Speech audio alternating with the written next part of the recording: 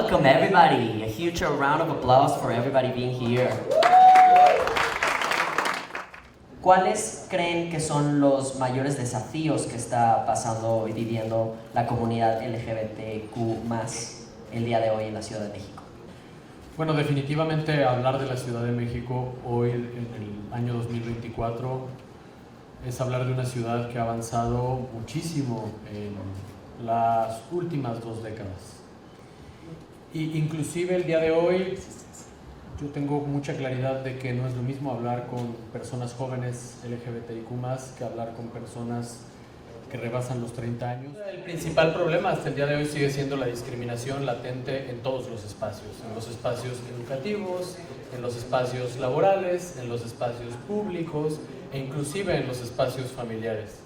Pero el día de hoy hay un choque generacional que complica aún más el entendimiento. Y frente a ello, el movimiento de la diversidad sexual desde hace muchísimos años ha buscado conseguir legislaciones que logren disminuir estas brechas de desigualdad y poder eliminar la discriminación. Y en la Ciudad de México nos gusta presumir que tenemos la mejor legislación o la más avanzada en toda la región latinoamericana. Pero la legislación no garantiza del todo la desaparición de la discriminación y de las desigualdades. Por lo tanto, desde mi punto de vista, quienes formamos parte de las instituciones del Estado, tenemos como principal reto hacia el futuro la consolidación de política pública que realmente impacte en la vida cotidiana de las personas. Lo que dice Temístocles es un punto fundamental. O sea, ¿cuáles son los retos que tiene la población LGBTIQ+ en una ciudad que tiene un andamiaje de derechos enorme? Lo que pasa es que no es suficiente tener una legislación progresista. No es suficiente tener un gobierno progresista. Lo que no hemos logrado es tener familias progresistas. Entonces, el trabajo que se tiene que hacer ahí es desde las personas muy jóvenes. Tenemos que trabajar con las personas que tienen 5, 6, 7 años. Es solo ahí donde vamos a lograr el cambio. El asunto es que si nosotras, ustedes pocos, nosotras muchas, no tomamos conciencia del trabajo que tenemos que hacer, vemos muy cercana la Argentina de Milei. Vemos muy cercano en este país el discurso de odio por otras fuerzas políticas. Y no solo las fuerzas políticas, en familias conservadoras, en espacios muy conservadores. Por eso creo que el nombre de esta reunión, aquí estamos, es fundamental.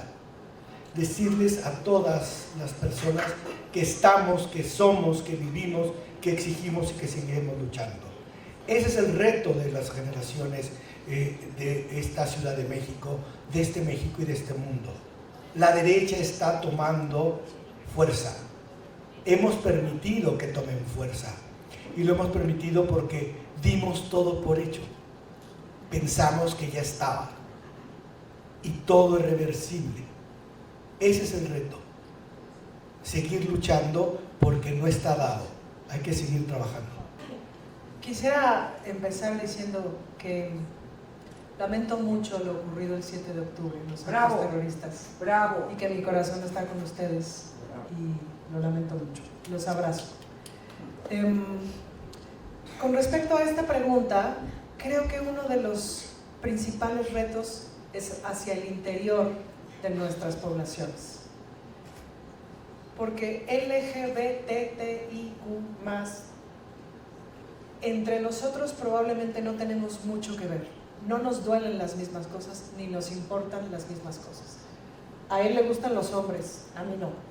Desde esa realidad de nuestros distintos intereses y que lo único que nos une es que no somos o heterosexuales o cisgénero o ambas cosas, ¿cómo podemos trabajar juntos?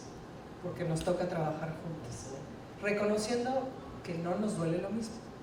Y cierro diciendo que una de las cosas importantes que está pasando en esta ciudad es que hemos logrado poder comportarnos como mayoría, y permítanme usar esta palabra, es decir, nuestra forma de vida ya no es la excepción es la discriminación y se ve mal la discriminación. y la vergüenza está en la discriminación, no en nosotros. ¿Cómo se ve el futuro para la comunidad LGBTIQ y más en la Ciudad de México? Bueno, comencé yo hablando de este desfase generacional en el entendimiento de nuestra sexualidad y creo que esta es una pregunta muy adecuada para hablar del futuro, porque yo observo una generación de personas jóvenes que cada vez les interesa menos la discusión sobre sus derechos como derechos distintos al del resto de las poblaciones. Es decir, ¿hasta qué punto tener que agruparnos, identificarnos y organizarnos en torno a la diversidad sexual es la ruta para garantizar nuestros derechos? Y creo que en la Ciudad de México debemos de hablar de una mayor integralidad de todas las poblaciones y los derechos de todas las personas. Más aún el día de hoy, que la visión del género tiene muchos desafíos y muchos cuestionamientos. Por ejemplo, estamos frente a un proceso electoral, como ya seguramente lo habrán escuchado, en el que por primera vez los partidos políticos tienen la obligación de postular a personas de la diversidad sexual en candidaturas. Es una obligación, no importa si son partidos de izquierda, de derecha o de centro. A esto es a lo que le llamamos acciones afirmativas y el día de hoy es parte del debate. Y esta exigencia de las acciones afirmativas viene de una visión de hace 2 décadas en la cual decíamos, hasta no estar representadas en todos los espacios de poder, no vamos a cambiar la realidad. Y hoy que tenemos acciones afirmativas, al mismo tiempo veo que estas no han representado liderazgos de parte de todos los partidos. Y un poco para abundar en el tema, hasta el 2018 la paridad era una obligación de los partidos, mitad hombres y mitad mujeres en los espacios legislativos. Sin embargo, a partir del 2021, las autoridades electorales decidieron que mitad hombres y mitad mujeres tampoco garantiza la mejor representatividad. Y el día de hoy, nuestro Congreso, del que Ana y yo somos parte, tiene más mujeres que hombres. Por lo tanto, creo que fijar cuotas específicas no es la ruta para garantizar que las personas con el mayor talento, las mayores capacidades y la mayor preparación accedan a los espacios de toma de decisiones. Hablo de espacios de poder, pero esto podemos trasladarlo a los espacios escolares, a los espacios laborales y a todos aquellos espacios de convivencia social.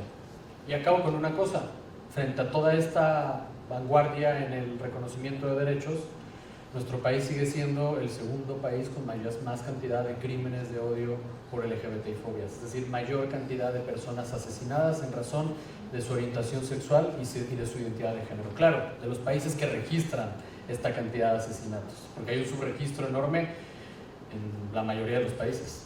No es lo mismo hablar de la Ciudad de México que del país. Esta ciudad es una isla de derechos. No representa, no me citen por favor, no representa al país. ¿Cómo vemos el futuro? Lo vemos con mucha esperanza. ¿Sí? Si bien es real lo que acaba de decir Temístocles, de la gravedad de los crímenes de odio que hay en el país y que aún en esta ciudad se viven, las juventudes ven de otra manera el mundo. Yo, por ejemplo, con mi marido tenemos una hija de 12 años y esta hija mía ve con preocupación que sus papás son viejos, no que son putos. Ha cambiado, ¿sí? O sea, de repente su preocupación es, híjole, ¿por qué parecen mis abuelos? Y no es porque son 2 hombres.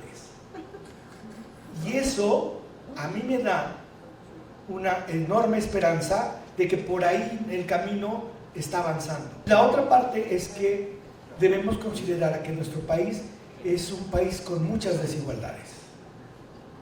Y las desigualdades del país, y que también se reflejan en algunas partes de esta ciudad, son las que generan el mayor odio y el mayor resentimiento. Quizá por eso tenemos esas tasas tan altas de crímenes por odio. Porque a nuestras poblaciones las atraviesan ser indígenas, ser pobres, ¿sí? No vivir en espacios urbanos y en la parte rural no tener progreso. Eso genera una infinidad de emociones en los jóvenes, una frustración muy grande, ¿sí? Y entonces odias lo que no se parece a ti, aunque sea igual a ti. ¿Me explico? Como somos incapaces de mirarnos, no nos vemos a nosotras mismas, veo en el otro lo que no quiero ver en mí. Entonces, termino diciendo que en esta ciudad la principal causa de discriminación es ser indígena. La segunda causa es ser pobre. Y la tercera causa es ser de la diversidad sexual.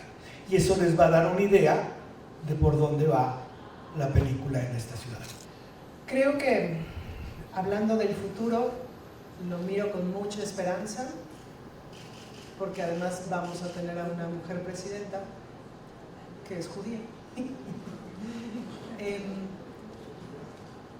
Pero sí me parece que hay que aprender o hay que estar muy alertas del antisemitismo. Yo estoy casada con una mujer judía y estoy criando a 2 hijos judíos.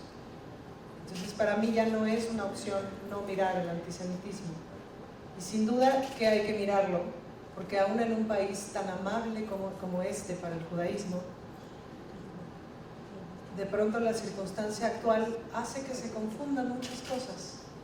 Y me parece que tenemos que estar bien pendientes de eso, de que no se junten los distintos odios. Acá, ahora en el periodo electoral, se nos junta de pronto el odio de la ultraderecha conservadora con el odio de la oligarquía clasista, que no eran precisamente aliadas, pero ante el enemigo común se juntan. Entonces es importante ver que no se junte el antisemitismo con las otras derechas que se están juntando. Por eso me parece muy importante esto y el que ustedes activen al interior de la comunidad judía.